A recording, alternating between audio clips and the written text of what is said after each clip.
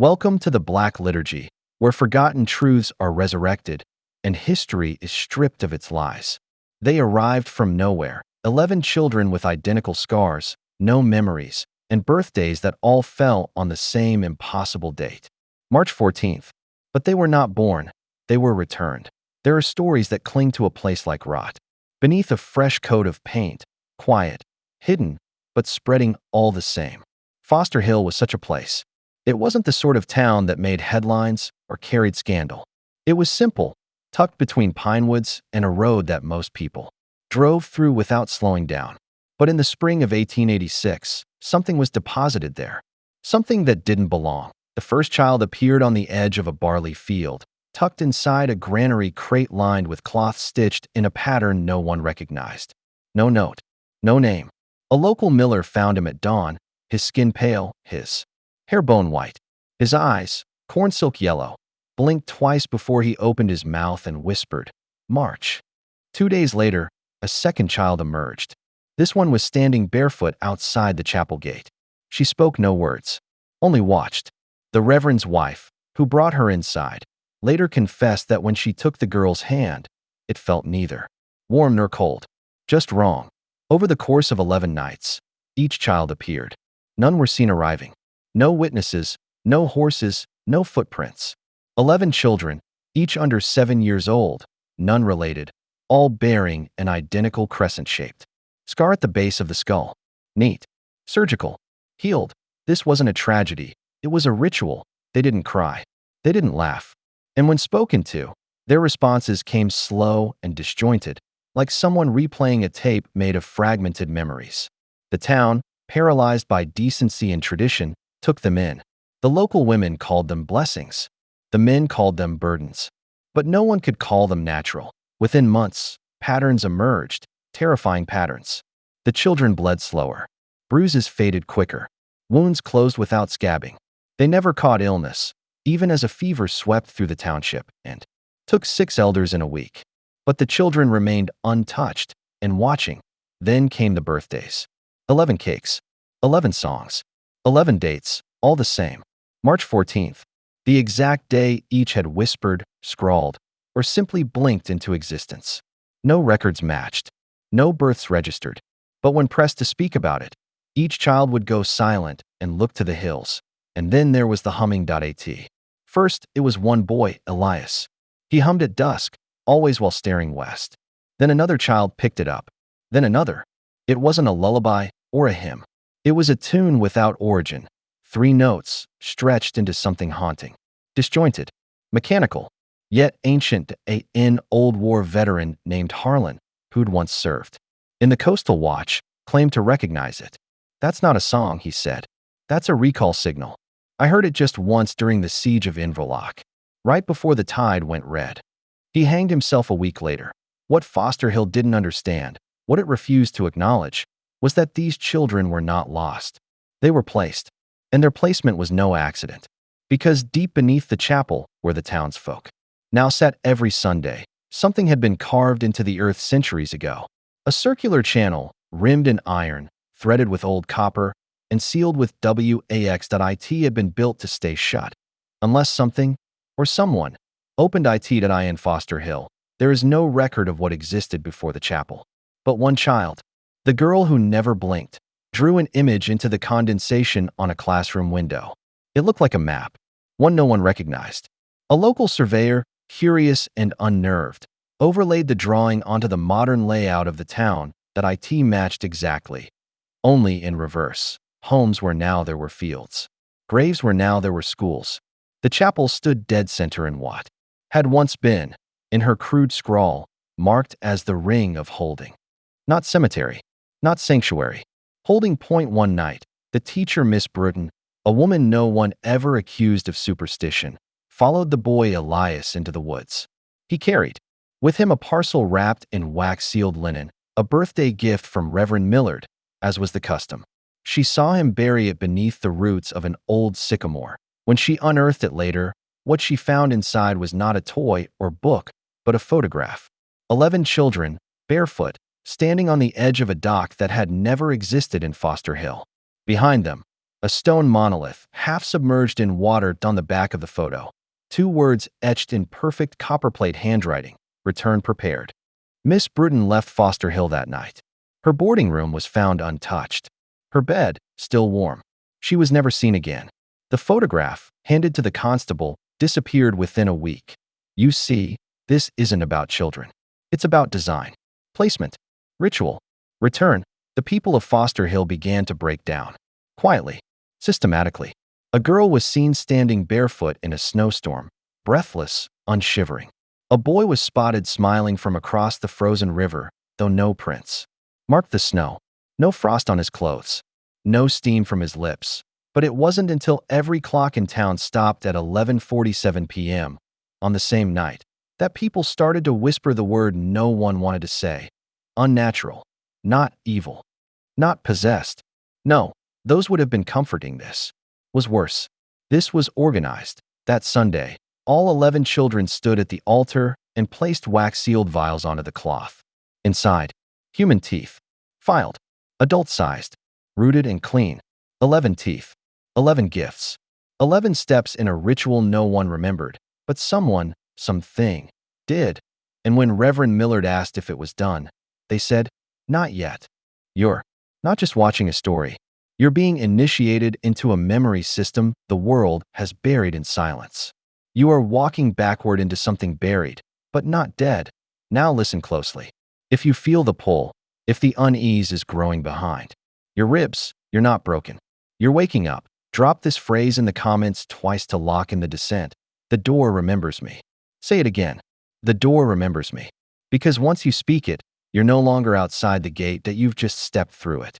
There is no such thing as coincidence in systems built for containment that in the weeks following the teeth ritual, as it came to be known by those who dared whisper, Foster Hill began to decay.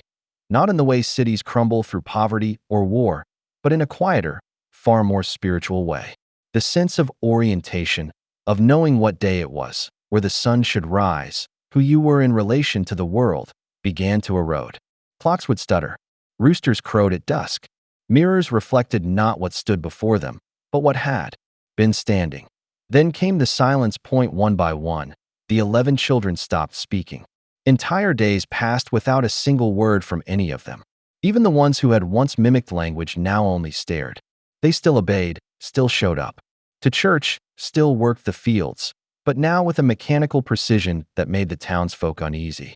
A widow named Lisbeth Marney swore she saw 3 of them walking the same circular path around the chapel for hours, never breaking step, never looking up. It wasn't a path for walking. It was a sigil being etched into the land, over and over, like a key carving its own lock. One morning, a stable boy named Callum went missing. He was known to be curious, always hanging near the chapel, always asking questions about the pale kids. When his mother found his boots at the edge of the west orchard, she screamed, not because they were empty, but because they were still standing upright, laces tied, footprints ending directly beneath them. Inside one boot, a wax-sealed page torn from the town's birth registry. 11 names, 11 dates, all March 14th, yes, but the years varied. 1796, 1812, 1764, names that did not belong to children, but to women, mothers. Each name had once been tied to a child who had vanished or died under mysterious circumstances. All women whose bodies had never been recovered. All with scars described in passing accounts as like a crescent carved by calm hands. The next entry in Reverend Millard's journal was unlike any other. He had scribbled it during the night, the writing jagged, frantic, blotted with water stains or tears. I saw them walking again, not as children, taller, older. Their faces were still theirs, but aged, pulled tight like masks left too long. In the sun, they carried something between them, a box of ash and copper. They were bringing it to the altar. I tried to wake up, but I wasn't sleeping. When the Reverend failed to appear for 3 consecutive services, a search was initiated.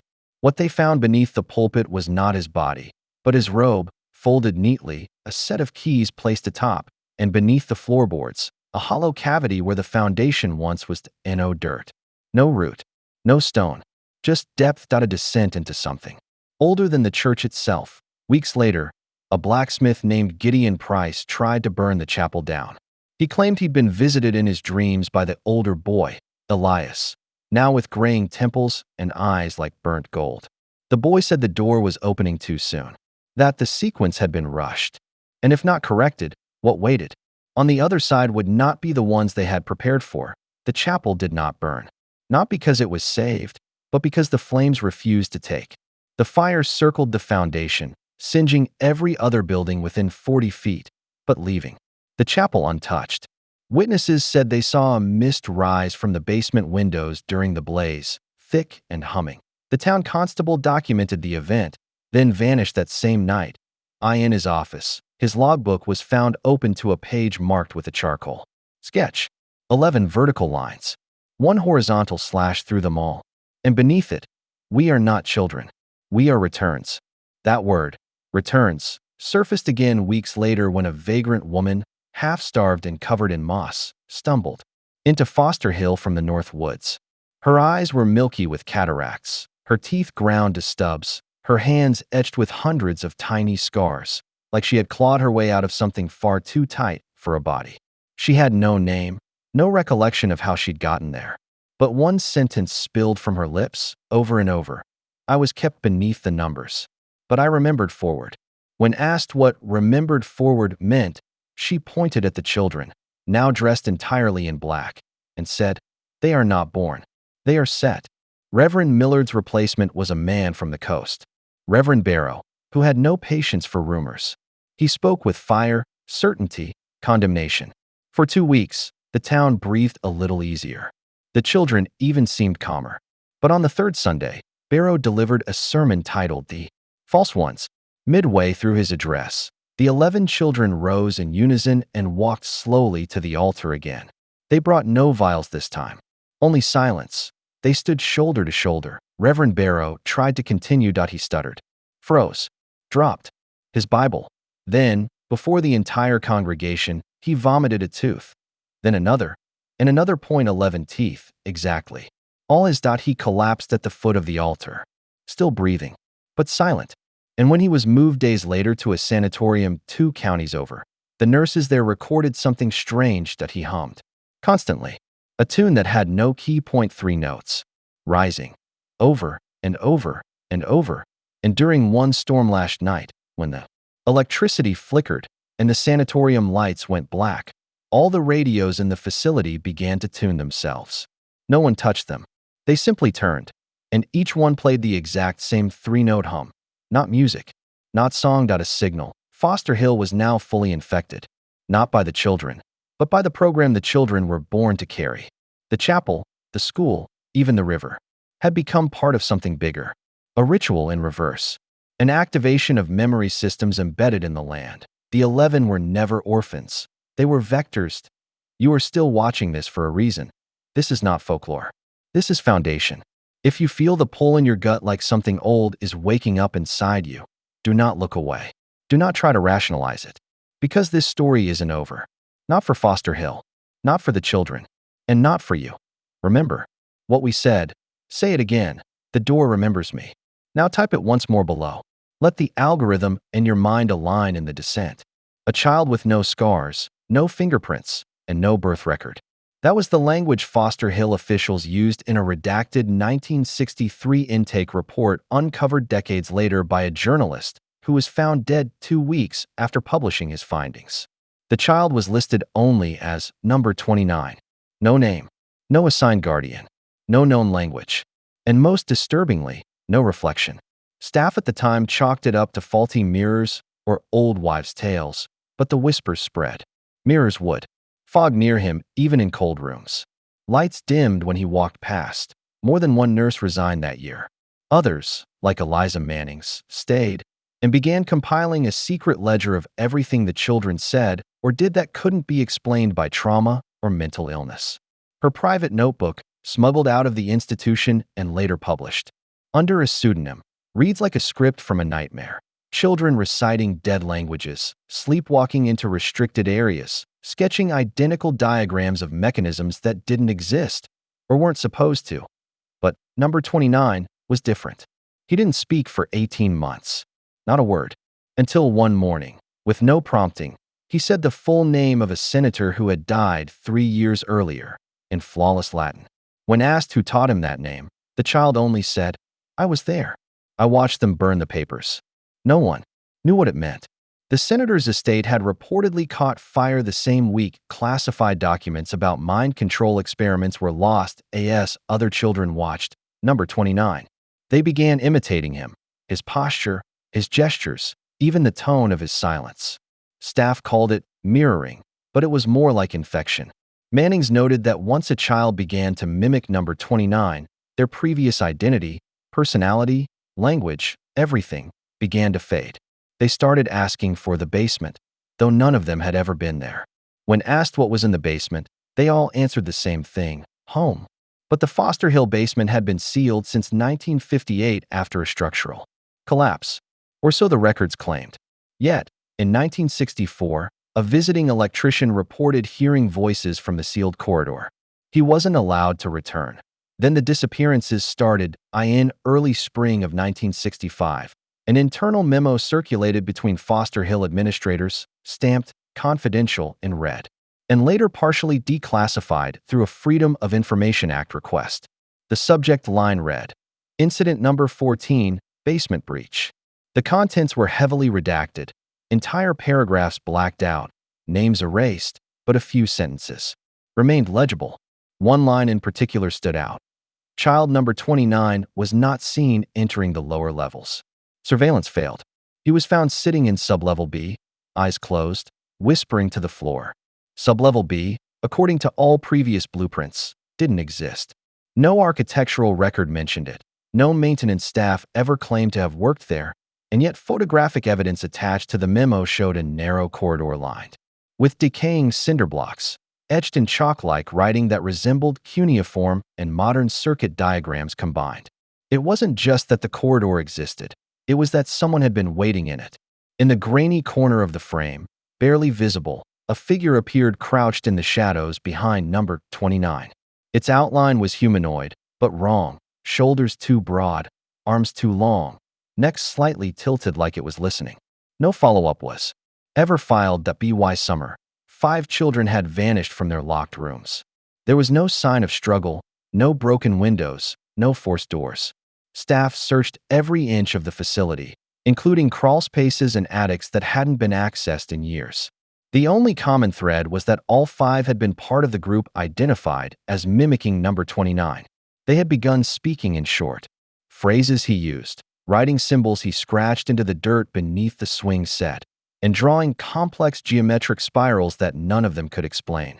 The spirals appeared in dozens of locations, carved into wooden bedposts, etched onto the backs of lunch trays, drawn in condensation on mirrors, and even embedded into their skin as scars that appeared without injury.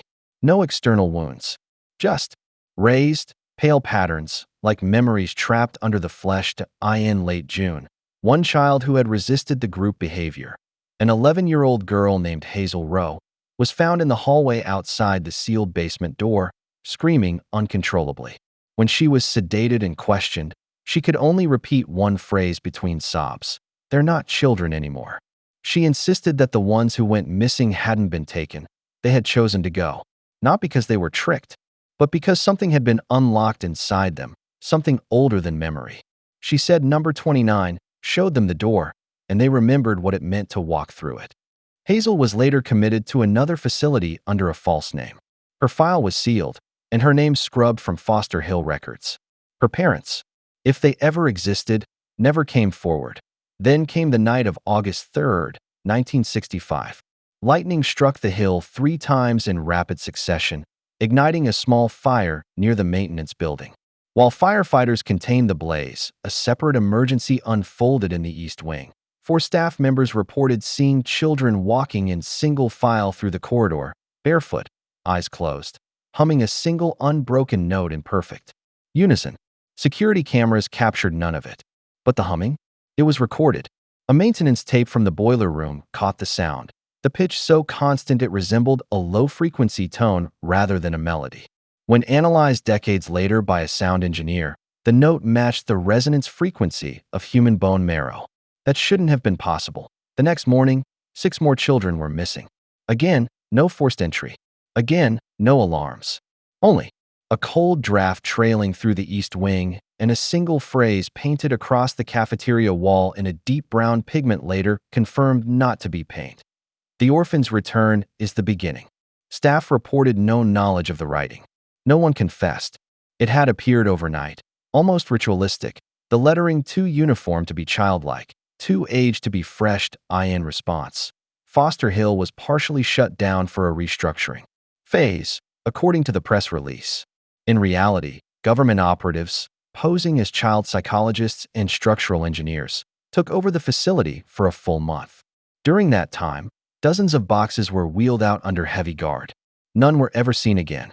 Internal communications suggest the boxes contained not just documents, but living subjects. No further elaboration was given. What we do know is this. By September of that year, number 29 was gone. Not missing. Gone. His room was stripped bare. The nameplate on the door was scratched off. His personal items, drawings, clothing, even the bed frame, were removed, incinerated, and cataloged only by number. Yet not all traces vanished. A young nurse named Myra Ellison, who worked night shifts, claimed to have found a note tucked under her locker door 3 days after the purge. Written in block letters, the note read, "I remember the sound your bones make when you sleep." No signature, just the same geometric spiral at the bottom, perfectly drawn. Ellison resigned that same day. Years later, a tape surfaced, a reel-to-reel labeled simply 29. The contents were never publicly released, but a whistleblower who reviewed the tape claimed it contained vocal samples of the child's voice layered with what sounded like encrypted coordinates, dates stretching back centuries, and a name repeated over and over: Ephraim. No record exists of any Ephraim tied to the facility. But Ephraim, according to some obscure biblical texts and apocryphal writings, was a landless child cursed to walk between the living and the dead, a bridge between this world and what lies beneath it. And that may be the key. Because Foster Hill wasn't just a place for orphans. It was a gate, a collection site, a tethering point for whatever intelligence or force had once walked among men and was now finding new ways back in. Through trauma, through ritual, through the bodies of those the world forgot. Children with no records, no family, no place to return to. Children who could be rewritten like clean parchment. The final report from 1965, never released to the public, included an anonymous psychological evaluation of the remaining children. It read, emotional suppression consistent across all subjects. Language patterns erratic. Memory inconsistent. Significant rise in synchronized behavior. Belief systems emerging independent of external input. And then, one final note, typed in all caps. They do not fear death because they do not believe. It applies to them. 3 months later, Foster Hill officially closed its doors. The building was sold to a private religious trust and later converted into a halfway house. But rumors persist that the basement still exists, untouched, sealed behind layers of reinforced concrete. Locals report hearing tapping sounds from underground, spaced out in patterns, almost like code. Others speak of strange children spotted near the tree line at dusk, barefoot, silent, watching. Some even claim they saw one of them smile, just before disappearing into the shadows. N01 has entered the sealed wing since 1972, but that doesn't mean they never left. The winter of 1965 settled over Foster Hill like a sickness, thick, heavy, and unrelenting. Snow piled against the crumbling brick walls as if nature itself were trying to bury what lay within. That January, 2 orderlies vanished during a routine shift change. They were last seen heading to the supply corridor that bordered the sealed basement. No signs of struggle, no blood, just a flashlight, still warm, found resting against the floor near the access panel. The institution issued a public statement, blaming inclement weather and disorientation, but internally, panic spread. Staff refused to go near the corridor after dark. Some wouldn't approach it at all, so they boarded it shut. Plywood, nails, chains. But still, the children pointed at the wall and whispered, "It's not locked. It's listening." Nurse Eliza Mannings began sleeping in her office. She wrote in her journal, "The walls are thinner than we thought. Last night, I heard humming from beneath the floorboards. A tune I haven't heard since childhood, one my mother used to sing before her face changed. What she meant by that last part was never explained, but the page was torn halfway through, as if she'd stopped herself. Or been stopped. Point 1. Child, identified in the intake logs as Miriam C., became particularly unstable that same week. She refused food, spoke only in a tongue no staff could recognize, guttural, breathless, rhythmically precise. A linguistic expert brought in from the University of Vermont classified it as pre-Indo-European, though he couldn't identify the source. When shown photographs of ancient alphabets, Miriam traced a perfect replica of Linear A, a language still undeciphered by modern scholars, and added symbols no known script had ever contained. The drawings were sent to the university for analysis. 2 days later, the lab that received them caught fire. The samples were lost. What chilled the staff even more was Miriam's behavior during sleep. She would rise exactly at 3:11 a.m. each night, walk to the center of the dormitory, and begin speaking in a low male voice. Recordings captured only static and what sounded like reverse audio. Her heartbeat, when measured during these episodes, slowed to 18 beats per minute. Impossible, but it was witnessed, recorded, and signed off by 3 medical professionals. After one such night, Eliza discovered a note tucked into her pillow, in handwriting identical to her late mother's. It read, "They're not children. They're the echoes of what we forgot." Meanwhile, number 29's influence grew. Children who had never met him began drawing the same spiral sigil on their bedsheets, the same that appeared in Miriam's Linear A drawings. One child carved it into his skin with a paperclip, humming the same melody Eliza had heard beneath the floor. Staff began calling in sick. Those who remained developed migraines, nosebleeds, and memory loss. The head physician, Dr. Alan Korb, submitted a resignation letter citing an ethical crisis of metaphysical proportions. It was never accepted because 2 days later, he disappeared. Not fled, not reassigned. Disappeared. His office was left undisturbed, coffee still warm, a syringe mid-preparation on a tray. In his waste bin were torn fragments of a letter addressed to the Oversight Bureau. The full contents were never recovered, but one line remained intact. These are not orphans. They are seeded memories, replications of something older. The term replications appeared again in internal memos exchanged between administrative figures in D.C., obtained decades later via FOIA request. The memos referenced Foster Hill as Site Echo 12 and categorized it not as a medical facility, but as a containment and monitoring station for nonlinear progeny. Progeny of what? The documents never say. They're redacted, entire. Pages blacked out. But in the margins of one, a handwritten note survived. Time doesn't pass in Foster Hill. It gathers. The town of Eld Hollow surrounding Foster Hill was no less affected. Locals began reporting children seen in the woods after dark, barefoot despite the snow, standing in perfect lines, facing away from the town. Sheriff's deputies found small mounds in the forest, handmade graves, but no bodies inside. Just identical dolls, all with one eye removed, one arm scorched. Farmers complained their animals refused to go near the eastern fence of the institution. Dogs would whimper and dig at the earth when forced near. Crows began to roost by the hundreds on the power lines above the asylum. And then the dreams began. A local priest, Father Matheson, reported an entire congregation seeing the same vision one Sunday. Children standing in a circle of ash, whispering, "We were here before the gate was sealed." When news spread that Foster Hill might close, due to budget cuts, locals protested, not to save it, but to demand its demolition. They wanted the ground raised, the foundation salted. But the institution remained, quietly funded through black budget channels. The U.S. Department of Health denied any affiliation. And yet, surveillance photos leaked in 1972 showed unmarked vans arriving at night, unloading children with hoods over their heads. They were always identical in height, always the same age, always arriving on the same day, November 3rd. The date etched into every intake bracelet worn by the original orphans. Eliza Manning's was last seen in March 1966. Her final journal entry reads, "I opened the file. It wasn't a birth certificate. It was a map, but not of this place. A map of echoes, places where time folds in on itself. Foster Hill was circled in red. So was Waverly Hills. So was Montauk. All marked repetition sites. I think the children are pieces of something that fractured a long time ago, and something is trying to gather them. That was the last page. The journal was found under a loose floorboard by a state inspector.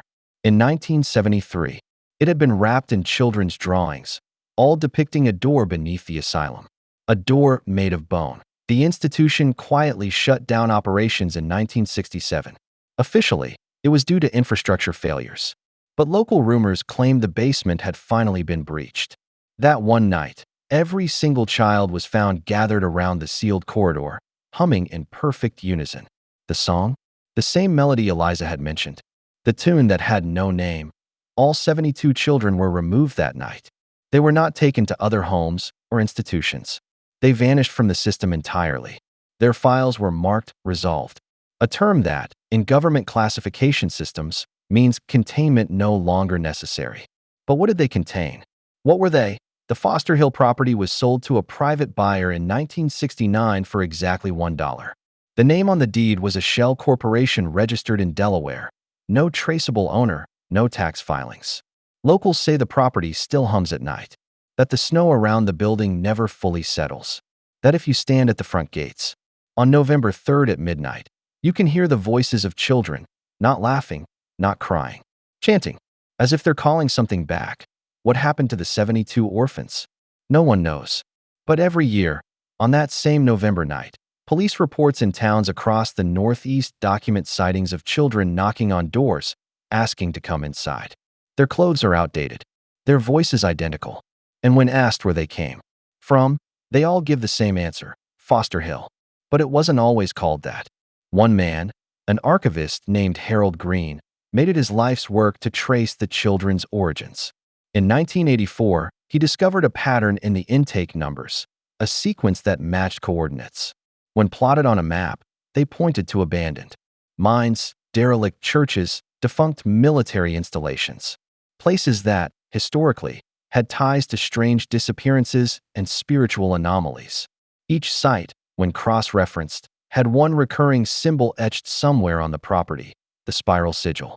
Sometimes carved into stone, sometimes scorched into wood, always identical, always placed where no child should have been able to reach. Harold disappeared before publishing his findings. But his sister, a librarian in Albany, found his notes. She turned them over to a journalist. That journalist was the same one who exposed number 29. And 2 weeks later, as already stated, he was dead. Coincidence? Or containment? Every layer you peel back reveals something worse. Not just forgotten history, but a design, a program, not of technology, but of memory. It wasn't that these orphans had no past. It was that they were past. They embodied something buried, something that doesn't want to stay buried. They are not the first iteration. They are echoes of the original trauma, of a betrayal so profound that time itself cracked to bury it. And Foster Hill? That was never its true name. Before the institution, before the town, before the land was even mapped, indigenous oral histories spoke of a place where the sky cracked and gave birth to twins with no souls. They called it Yenakata, the place of returning voices. They warned, do not follow the voices. They are not your dead. They are not your gods. They are what came before the forgetting. And now, they are returning. The first child to vanish from Foster Hill was Timothy Crane, aged 7. A quiet boy with large eyes and an aversion to light. His file was thin, almost deliberately vague. It said he'd been found wandering outside a church in Utica, wearing a hospital gown and no shoes. No missing person report matched his description. He was transferred to Foster Hill for extended psychological observation. That was in April. By June, he was gone. There were no signs of forced entry or exit. No broken windows, no tampered doors. Staff searched every hallway, every dormitory, every storage closet. The only clue was a crude drawing left on his pillow, an upside-down tree with a staircase wrapped around its trunk, leading down into darkness. When asked about the drawing, the other children grew agitated. Some began screaming. Others covered their mouths, as if trying to keep something from escaping. One boy carved the same tree into his wall using his fingernails until they cracked and bled. When sedated and questioned, he whispered. He went down. The roots took him back. Administrators called in state inspectors. A shallow investigation followed, ending in the predictable conclusion: Timothy must have run away. But the internal logs told a different story. The security system had short-circuited that night, something about power fluctuations in the West Wing. The nurse on duty claimed to have heard footsteps in the hall, but when she checked, no one was there. Still, her account was omitted from the official report. A month later, 2 more children disappeared. One from the common area, one from the infirmary. Each time, a different staff member was blamed and quietly dismissed. The press never caught wind. Foster Hill was too remote, too protected, too insulated by the layers of government contracts and medical institutions that fed it. But internally, panic was rising. Staff began quitting en masse. Those who remained were either complicit or too afraid to speak. Then, something stranger happened. New children were arriving who had no memory of where they came from, and they looked eerily similar to the ones who'd vanished. Same bone structure, same odd behavioral patterns, same birthday, June 6th, and in one case, the same name. A boy named William Thatch disappeared from Ward C. Weeks later, a new William Thatch appeared in Ward A, with no record of admission. When questioned, he said, "I came back. They said I had more to do." By 1965, Dr. Rosalind Heller, one of the few senior psychiatrists still employed at Foster Hill, initiated what she called pattern mapping. She began cross-referencing patient files, staff testimonies, and journal entries. What she found chilled her. Every child who had disappeared or reappeared had interacted closely with number 29. She theorized that he was a kind of psychic node, a locus of convergence for the anomalies that plagued the institution. But more disturbingly, she believed he was not a child at all. Her notes describe recurring symbols in his drawings: spirals, ladders, concentric circles intersecting with jagged lines. She linked them to ancient carvings found in remote caves across multiple continents. Symbols associated with pre-human mythology. Symbols that predate language, but not meaning. Her theory? Foster Hill wasn't just treating abandoned children. It was gathering them. Or worse, harvesting them. In late 1965, Dr. Heller attempted to remove number 29 from the facility under false pretense. She scheduled a transport van, falsified a psychiatric transfer order, and bribed a driver. But the van never made it out of town. Witnesses said it veered off the road and exploded without any visible cause. No mechanical failure, no fuel leak, just spontaneous combustion. The only thing left unburned was the child's restraint harness, still latched, perfectly intact. The following week, Dr. Heller was found in her office, unresponsive, eyes open, pulse normal, but catatonic. Her mouth was filled with ash. She never spoke again. This was the moment Foster Hill ceased to be a secret. A low-level clerk leaked a bundle of files to a fringe journalist who ran an underground newsletter on institutional corruption.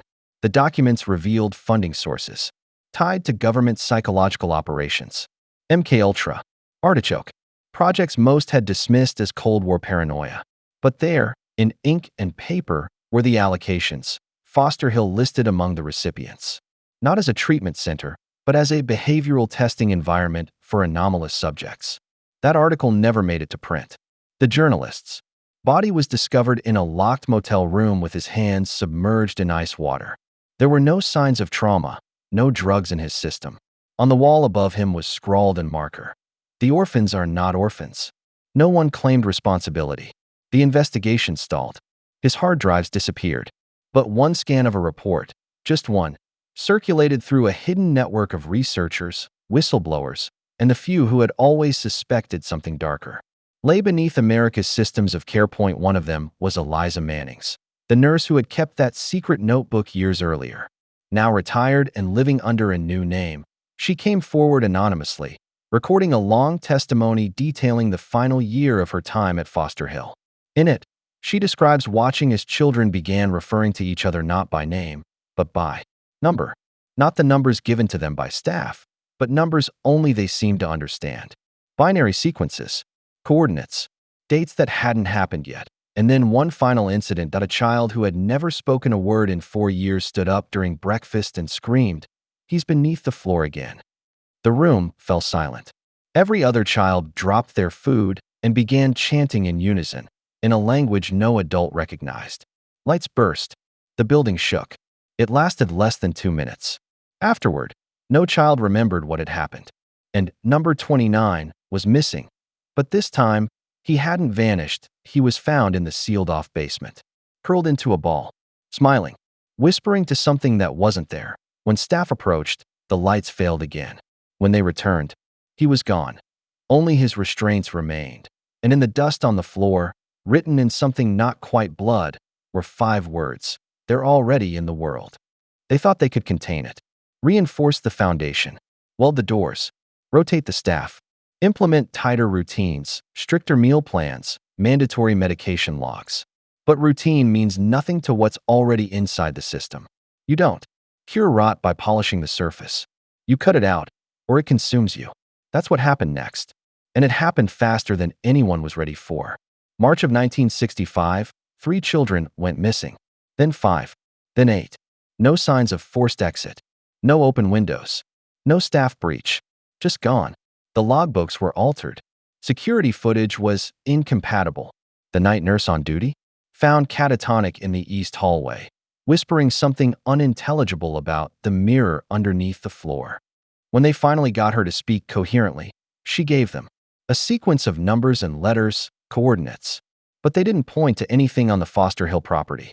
They pointed to a now-defunct radar station in Greenland, one that allegedly intercepted Soviet signals during the Cold War. Signals that were never fully decoded. Signals that began again the day those 8 children vanished. And yet, despite the chaos, Foster Hill never shut down. That's the part most people can't believe. The disappearances were attributed to misplaced files, runaways, administrative negligence.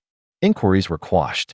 Parents, if they even existed, were paid off or went silent. Foster Hill doubled down. They brought in experts from classified psychological branches, some with no medical licenses. Men who operated under code names. Rooms were rebuilt without permits. Walls soundproofed. An entire underground wing constructed in less than a month. But the children were changing. Not just in behavior, physically. Retinal patterns were shifting. Their dental structures no longer matched past records. Some even developed anomalous fingerprints, matching each other's. Eliza Manning's noted one particularly disturbing entry. They speak in unison now, but only when no one is watching. What were they saying? No one knows. The tape recorders used to capture their voices always malfunctioned during playback. Even when functional, the playback revealed static layered with frequencies known to induce seizures in lab rats. When slowed down by one researcher, a voice beneath the static whispered the same phrase over and over again. You cannot unmake what was made from you. The staff began quitting in droves. Those who stayed either vanished or went mad. 1. Maintenance worker gouged out his eyes after saying he saw the wrong faces on the security feed. A cook went mute and began carving symbols into frozen meat. Mannings herself disappeared shortly after mailing her final notebook entries to a university archivist. They were intercepted, but a copy made it through, and it tells of a final night in 1967 when all the remaining children, those still marked with the same birthday, gathered in the dining hall and sang a song no one had ever taught them. A song in a language older than Latin. The lights flickered, the building shook, and the tape cuts out. But here's where it gets worse. Foster Hill wasn't demolished. It was rebranded, turned into a juvenile facility, then a boarding school, then a research center. And each time, the same thing happened. Children went missing. Staff changed. Files erased. And always, the same birth date. The same blank stares. The same absence of past. It was never about a single orphanage. Foster Hill was a prototype, a breeding ground, an antenna. The children were not victims. They were conduits, and whatever came through them never left.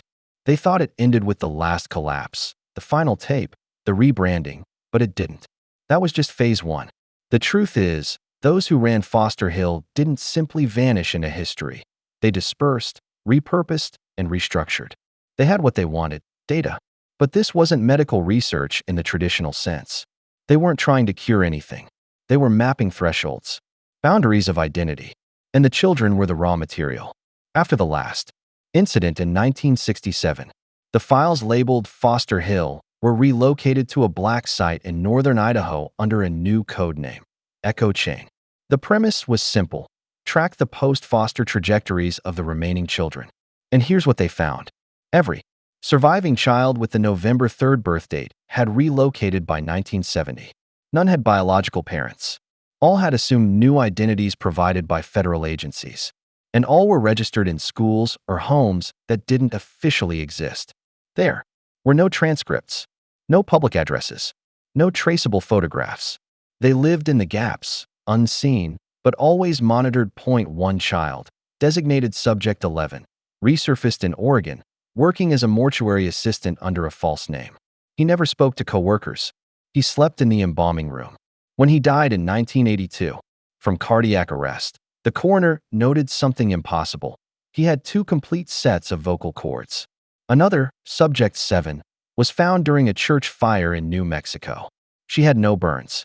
She had been sitting calmly in the middle of the flames, her palms facing upward, eyes completely black. When emergency responders took her in, she bit one of them and whispered, "We're not finished." Subject 2 appeared at a Michigan asylum as an adult, admitted involuntarily after being found building a pyramid of bones in a city sewer.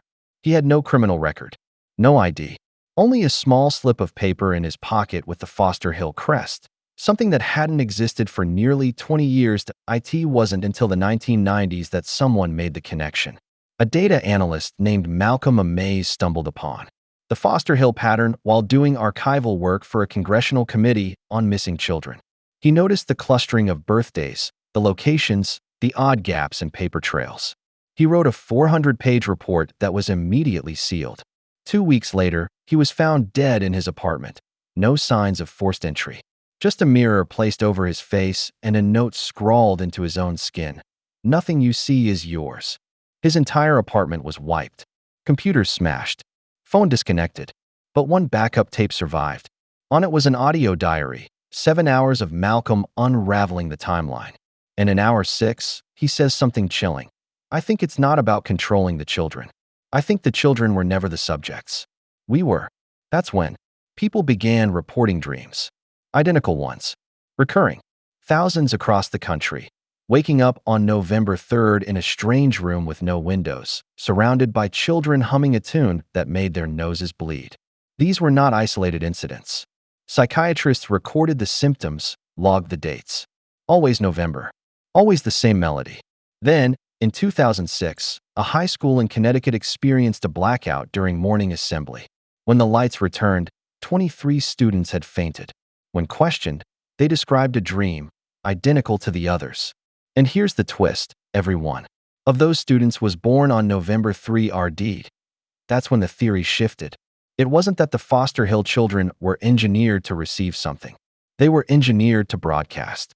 Each of them a signal tower, walking through the world, emitting something beneath conscious detection. That's why they were separated. To maximize spread. To test geographic boundaries. And every few decades, the frequencies spike, dreams intensify, disappearances surge, and people with no prior connection to Foster Hill begin to change. They speak words they've never learned, draw symbols they've never seen, and when asked why, they simply say, "It's in the static." Attempts to isolate this static have failed catastrophically.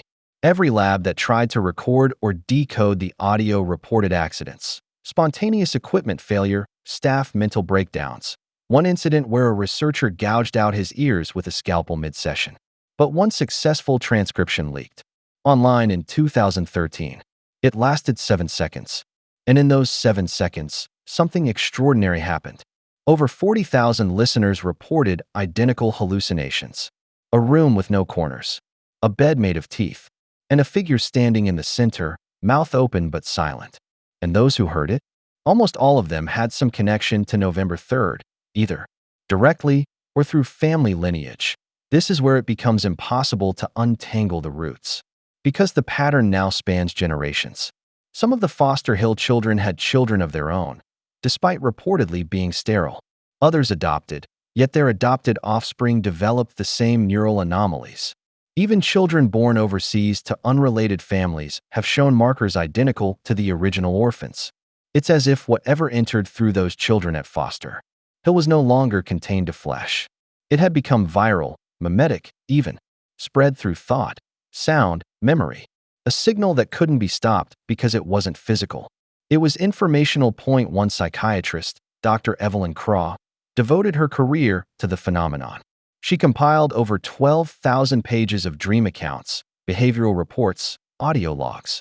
Her final thesis, suppressed by every journal she submitted to, made a terrifying assertion: the children were not human in the conventional sense. They were biological scaffolds, placeholders for something older, something waiting. Her last known appearance was at a closed-door psychology summit in Switzerland, where she presented what she claimed was the original transmission, the sound that activated the shift. She played it. 12 attendees reportedly clawed at their ears. 2 suffered cardiac arrest. Dr. Craw vanished the following morning. Her hotel room was found intact, except for the mirror, which had been shattered from the inside. This brings us to the present. The files on Foster Hill are more fragmented than ever. Every time they surface, they're scrubbed. But the children, their descendants, their echoes, they're still here. You may have met one.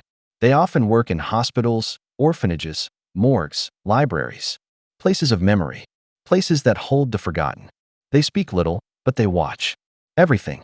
And sometimes, if you meet their eyes for too long, you'll hear it. The hum, that terrible frequency beneath the silence. And if you hear it once, you'll hear it again, louder each time, until one day, you wake up and it's not just in your head. It's in the walls, in the floor, in your breath. And then, whether you were born on November 3rd or not, you become part of it. The signal, the chain, the echo of something that never should have existed. But now that it does, it will never stop. Because the children weren't meant to grow up. They were meant to seed.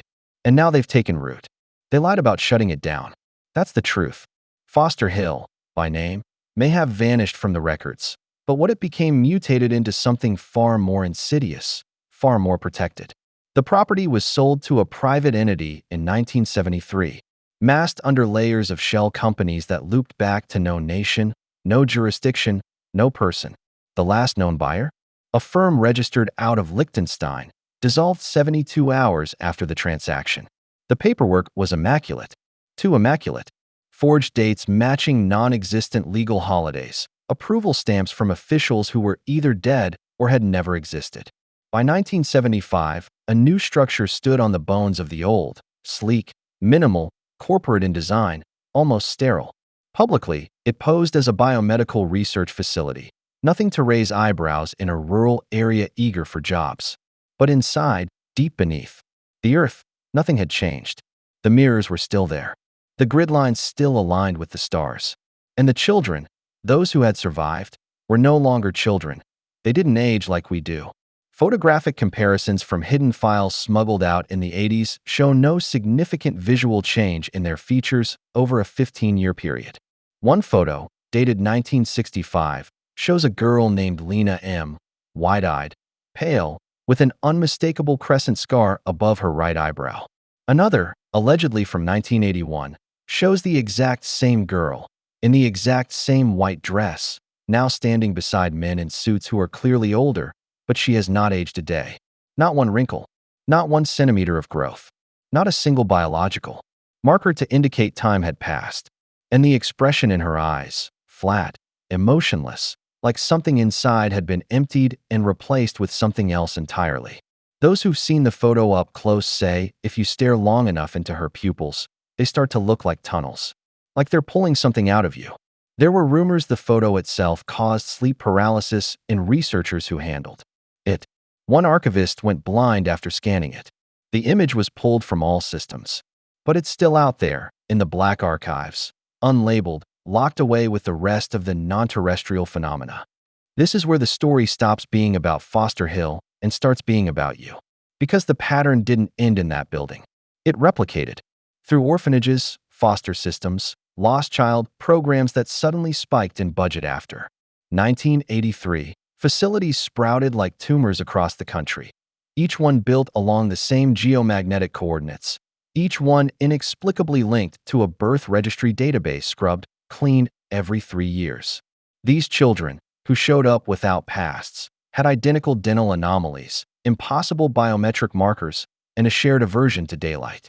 One behavioral specialist recorded that they recoiled when shown images of certain animal species, owls, particularly while humming in deep, guttural tones during lunar eclipses. Coincidence? Not likely, especially when multiple facilities across different states reported synchronized behavior among these children despite no communication between them. Same phrases whispered into air vents. Same coded drawings on walls. Same phrase repeated in languages they were never taught. We were here before you. We remember the first door. And if you think the government was just watching, think again. They were participating, funding black ops under educational grants, masking experimentation beneath psychiatric evaluations. They weren't trying to help these children. They were trying to control them, to understand what made them work, what made them link. They sliced brains while the kids were still awake. They inserted transmitters behind teeth.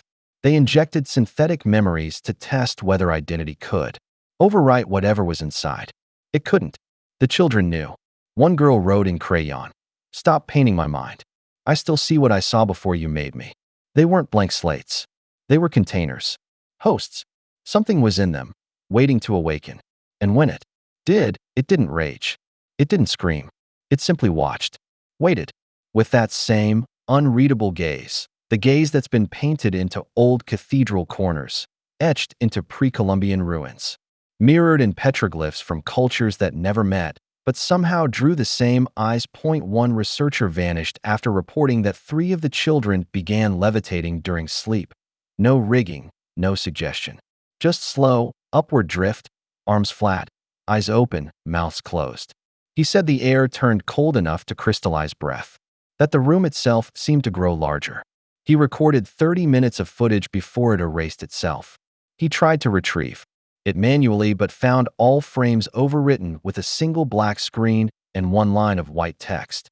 You weren't supposed to see this yet. He was never seen again. Some say he tried to go public. Others believe he was absorbed into the program, turned into one of their silent administrators. They had those men in gray suits with no names, no badges, who showed up during inspections and disappeared before lunch, who never blinked during interviews, who never cast shadows. There's a photograph leaked in 1992 that shows one such man standing behind a glass observation chamber where one of the Foster Hill orphans was reportedly being held. The child is facing away, but the reflection in the glass doesn't match. The reflection shows him facing forward, grinning. And the smile isn't human. Too wide. Too many teeth. Someone annotated the photo with the phrase, "He isn't mimicking us. We're mimicking him." That line was later found etched inside a buried time capsule unearthed behind the original Foster Hill site, dated 1881, before the building was even constructed. Do you understand what that means? The phenomenon predates the facility. It predates organized religion. It predates humanity as we define it. The children are not an accident of science. They are the reemergence of something ancient, something that has worn our faces before and is wearing them again. And the experiments weren't about control. They were about awakening. Every orphan, every child with no past and a shared birthday, was part of a summoning ritual spread across time, across families, across institutions. They were not chosen, they were designed. And the process is nearly complete. How do I know? Because the final phase has begun. In recent years, reports of children with the same anomalies have emerged again. Only now, they aren't in facilities. They're in schools, in churches, adopted into homes by unsuspecting couples who believe they're saving a life. But they're not saving a child.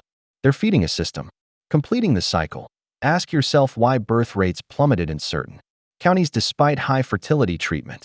Ask yourself why ultrasound data began being stored in off-site databases no one can access. Ask why entire NICU units went dark during power outages that lasted precisely 13 minutes. Ask yourself why certain towns celebrate Orphan Day on calendars no one remembers buying. It's not a celebration. It's a countdown. Foster Hill was the first gate, but it wasn't the last. They burned the records. Not just shredded or locked away, burned, melted, crushed into carbon fragments and ash. Every intake form, every psychological evaluation, every maintenance log, even the blueprints. But fire doesn't erase memory. And Foster Hill was a place where memory stuck to the walls like blood to old stone. Still, The new institution needed plausible deniability. It rebranded again, this time as a medical research institute, the Foster Hill Center for Pediatric Neurological Disorders. The name alone disarmed the public. Neurological research sounded noble, scientific, progressive. Grants rolled in. Government. Contracts appeared. But behind the pristine facade and white lab coat smiles, the same children remained. Not the same in age, no. That's the part that defied nature. The same faces, the same birth dates, the same blood types appearing again. In new intakes, a child labeled Subject A32 in 1959 bore an identical genetic profile to one labeled Patient K12 in 1971. No familial connection, no cloning, just replication, somehow. When questioned, these children had no awareness of who they were before arrival. And if pushed too hard, they'd collapse into trance states, speaking coordinates and dates, or whispering garbled phrases that scrambled nearby electronics. In 1973, a whistleblower, Dr. Lena Kaur, leaked a partial audio file. 32 seconds of garbled voices, layered over an undercurrent of rhythmic pulses. Experts initially assumed it was a hoax. But when spectrogram analysis was performed, the pulses mapped out into a 3D lattice, a kind of schematic that resembled nothing terrestrial. It wasn't until someone overlaid the schematic onto the topographical layout of Foster Hill that a terrifying match appeared. The building, the basement, even the ventilation shafts, all aligned perfectly with this alien architecture. A structure designed to resonate with what? That question was never answered. Dr. Kaur disappeared 2 weeks after the leak. Her apartment was ransacked, her notes gone. All that remained was a single page pinned to the ceiling with surgical staples. They are not children. They are the instruments of what waits. Things got worse in the 1980s. The children began drawing symbols. Circles intersected by complex geometries, with no apparent reference in known languages or cultures. Some symbols, when redrawn by adult staff, caused nausea, auditory hallucinations, and even seizures. A teacher reportedly went blind after staring at one of the glyphs for too long. But the children never explained what the symbols meant. They just stared, smiled, waited. Researchers began rotating in every month to avoid psychological burnout.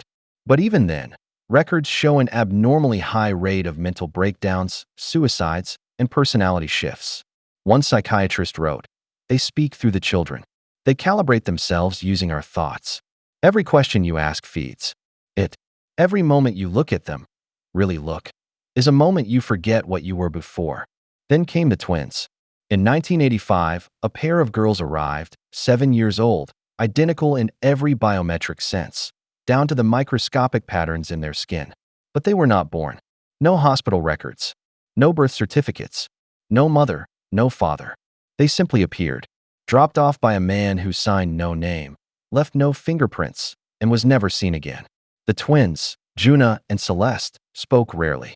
But when they did, their voices layered over each other in stereo, even when standing feet apart. Their presence seemed to accelerate the phenomena. Lights burst. Shadows lengthened. Electronics failed. Other children began chanting while asleep. On the 9th of August, during a solar flare event, every child in the facility simultaneously flatlined for 23 seconds. When revived, they were different. Cold, quiet, inhumanly synchronized. One staff member described it as if they had all just spoken to something that hated us and learned patience. Juna and Celeste vanished in 1987. Security footage showed nothing. Doors sealed. Guards unmoved. But afterward, something else was discovered beneath the facility.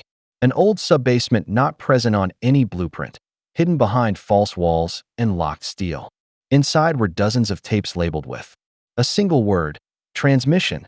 Each tape played a single audio frequency, subaudible to humans, but captured by specialized equipment. The signal was not constant. It pulsed, and when mapped, it formed moving patterns, images of human figures with extra limbs, shifting geometries, and landscapes that did not obey known physics. The tapes were seized by black-suited men who identified themselves only as continuity specialists. No agency affiliation, no warrant. They simply took everything and left. And yet, copies always leaked. In 1990, a fire gutted the upper levels of Foster Hill. The cause was never determined. 5 children died, or so the reports claimed. Their names were redacted. But one local newspaper published a grainy image before being shut down. 5 figures standing in the blaze, untouched, eyes glowing like coals, mouths open mid-song. No bodies were recovered. Afterward, all staff were replaced. The name changed. Again, Foster Integrative Behavioral Clinic. It treated dissociative children. But in truth, no therapy occurred. Only observation. And the children kept arriving. Some were orphans. Others were taken from troubled homes. But all were born on the same day, October 6th. No matter the year. Always that date. Somewhere in this endless cycle, one child broke the pattern. Or tried. A boy named Elias. 12 years old. Brilliant. Unusually aware. He began to question his surroundings, interrogate the staff, compare notes, map patterns. He noticed the looping repetitions in the meals, the color patterns in the walls that reset every 14 days, the strange echo that returned twice when he whispered in the stairwells. He wrote down his findings. Pages and pages. He hid them beneath a loose panel in the East Wing's maintenance closet. When staff discovered the notes, they panicked. Elias was restrained, isolated, removed from the general population. But his final entry, scribbled on a torn piece of sheet, read, "They are not making us, they are opening us." After Elias vanished, the frequency of events increased.